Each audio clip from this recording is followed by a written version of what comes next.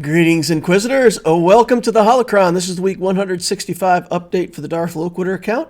I update this account's progress every week, go through all the character ships, mods, datacrons, whatever upgrades we're doing to the account. I talk about my plans for the future, how I think about the game, and why I'm planning what I'm planning so you all can follow along. Please remember, as we get started, use that like saber, get that like button out of here. It does help me, it helps the channel, and I'd appreciate it if you could do that for me. Also have to show off my shirt today. We've got a cat with a lightsaber. It's obviously a Sith Cat. Got this for Christmas, so, pretty fantastic thing. And everybody loves a Sith Cat with a lightsaber. All right, let's get into it. So this week we were trying to relic Galactic Legend Rey, and we got a whole bunch of Kairos put together, and there she goes. Now, the problem is we're also working our way toward Leia, and she's actually more of the project that we're working on, while Rey is kind of a side project. So what I'm going to do here, we're going to make bronzium wiring for the week, and here I make 123 of them, get up to 173, and I'm going to put Rey at relic 3, and then I'm going to stop there. I'm limited on bronzium wiring. I really want this scout trooper to higher relic levels. He's going to help me with my raid participation, and of course I need him there anyway for the Leia journey. So, in spite of the fact that we have a Galactic Legend, we're going to park the GL at Relic 3, and we're going to take this Scout Trooper up to Relic 7. That finishes the Scout Trooper out. She is done now for the Leia journey, so fantastic, right? We got Drogan, Rex, and Lobot to go, and then we'll be working on the Leia unlock. Here we're working on Rex. We'll lock down all the equipment there. Same thing with Drogan, and we'll make sure that we've got them everything but the Kairos locked down, so that as soon as we get those, we'll be able to level them up. And you can see there that we're down to our last 3 relics.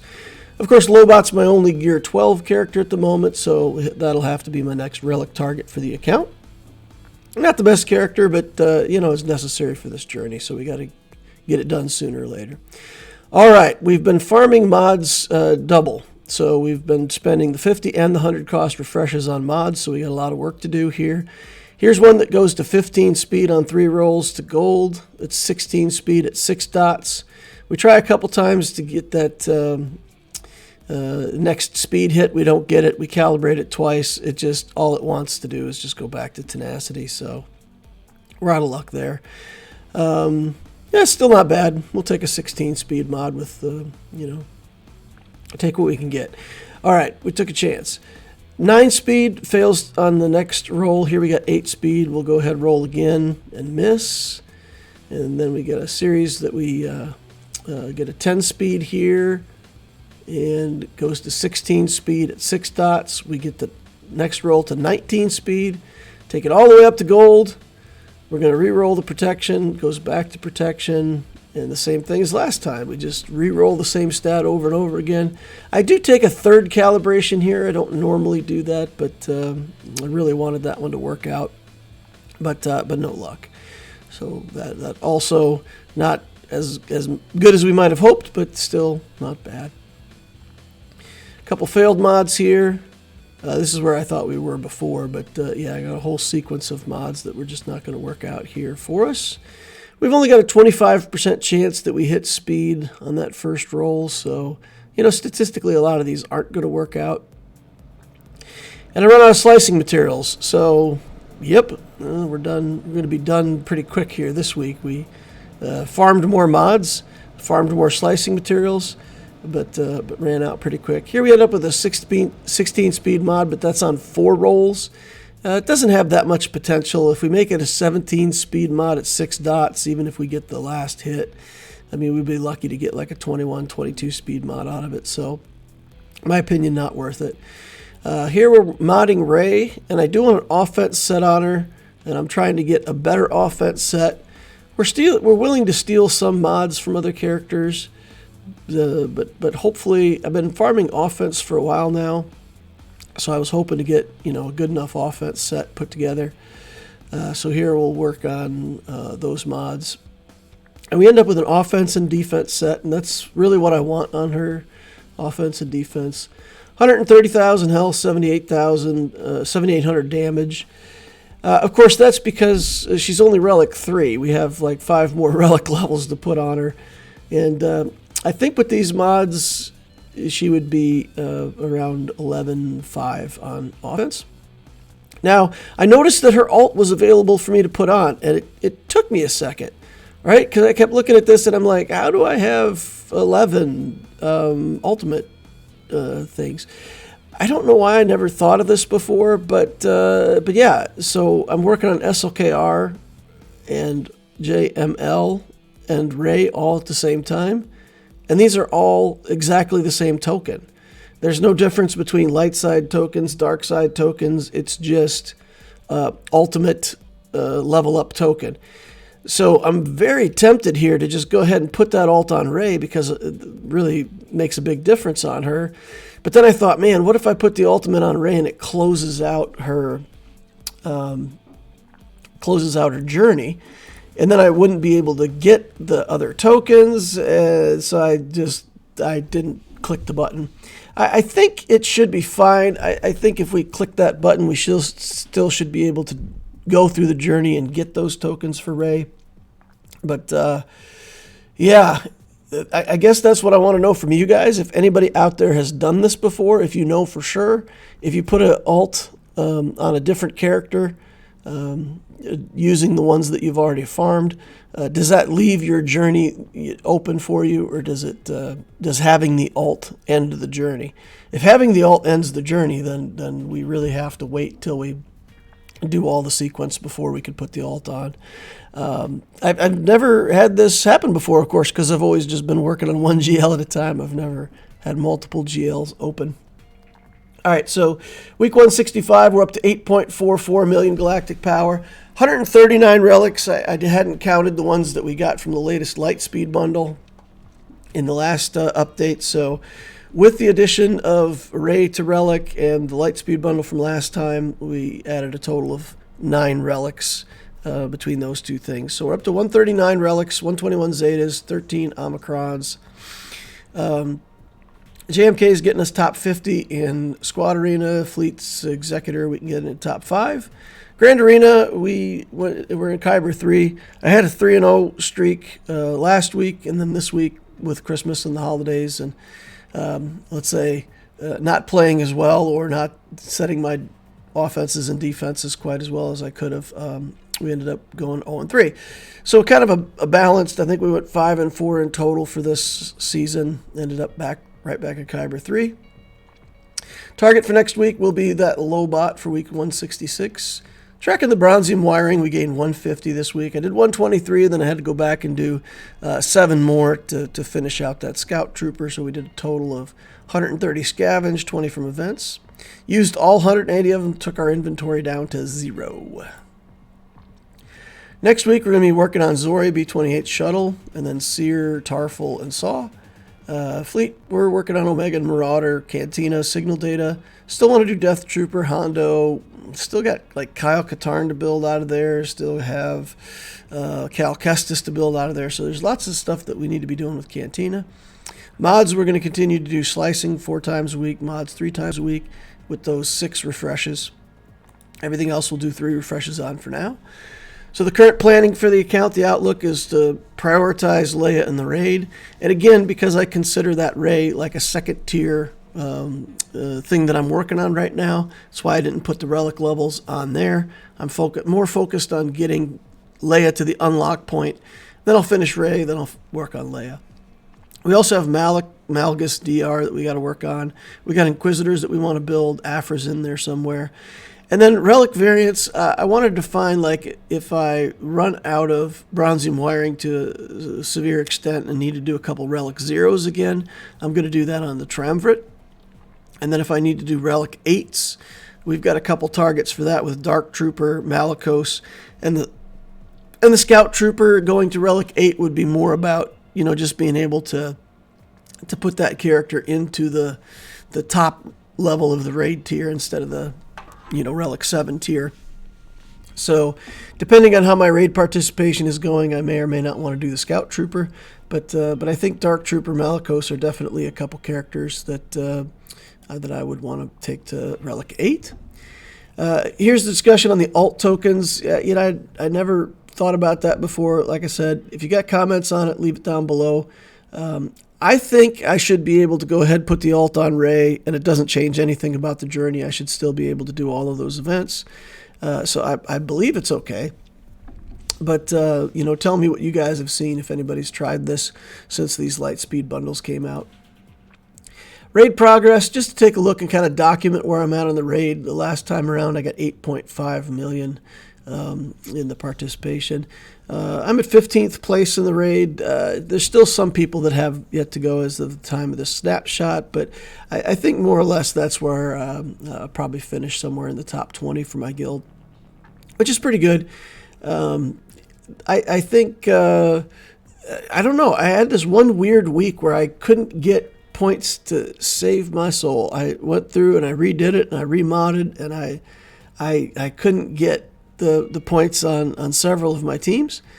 And in the weeks since then, it's been no problem. I've cashed in, at my expected participation based on the characters that I have. So I don't know what it was with that one week, but man, I could not get it to work.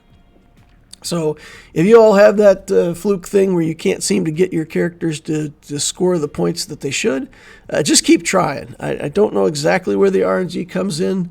I couldn't figure it out yet, but certainly it was only that one week where we failed to meet expectations. Just to kind of go through the teams that I've got, we're doing Piet together with Han Solo. We're doing Jedi Knight Luke and Chewbacca together. I did Relic 8 my Chewbacca just so I could have another character at Relic 8 to have 2 runs at the highest level. We got that Scout Trooper along with C-3PO, and we've got Harrison Dula along with Moff Gideon. Those are the 2-man teams that I'm doing.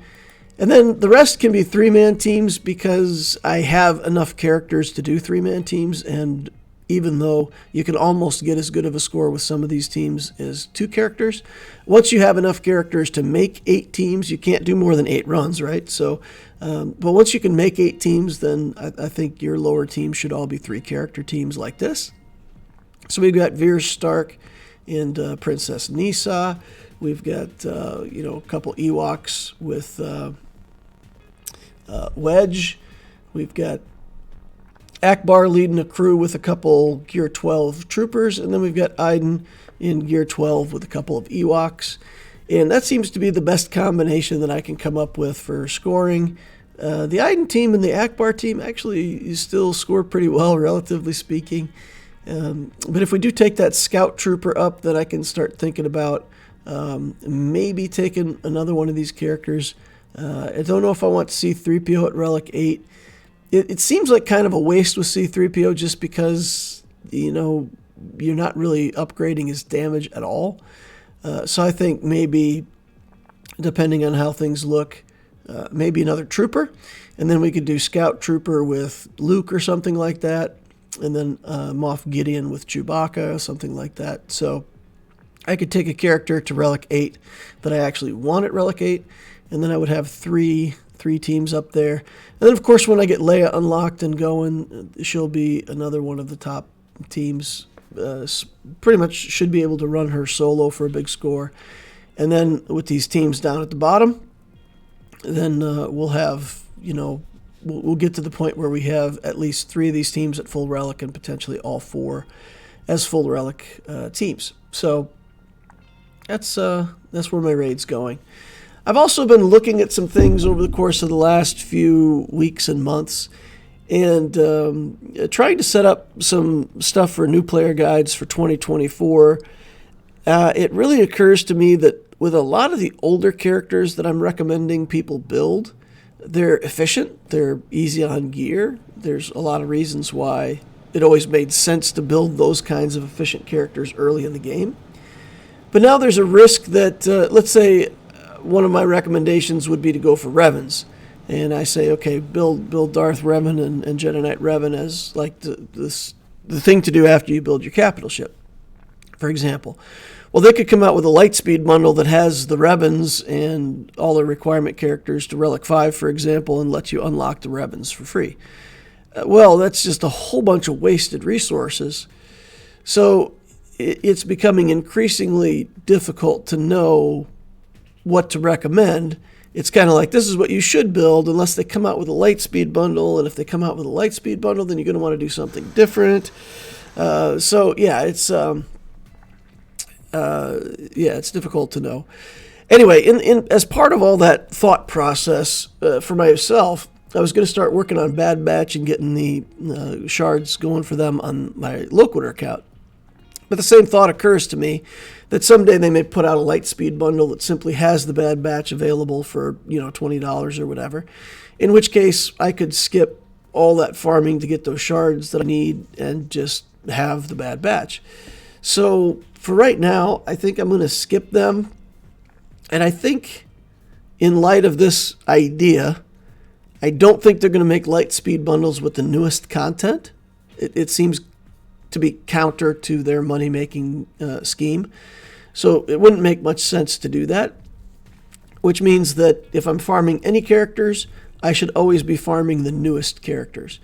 So I feel like the recommendation going forward, at least from my point of view, it has to be that whenever a character becomes available, whenever they put it on a node, that node just becomes part of your farming routine. Now, if it's Cantina, of course, you have to wait for the right spot in the cycle to farm those characters. And it doesn't mean that you have to sink in all the Kairos and build that team and relic them and all that. But for example, with the Sirjunda team, with the Cal Kestis stuff, I haven't been farming those characters, and I could have. It's single shard drops. It's going to take a long time to farm them, but still, it's a year before their shards are doubled, and you can farm those characters up casually in the background in about 6 to 7 months.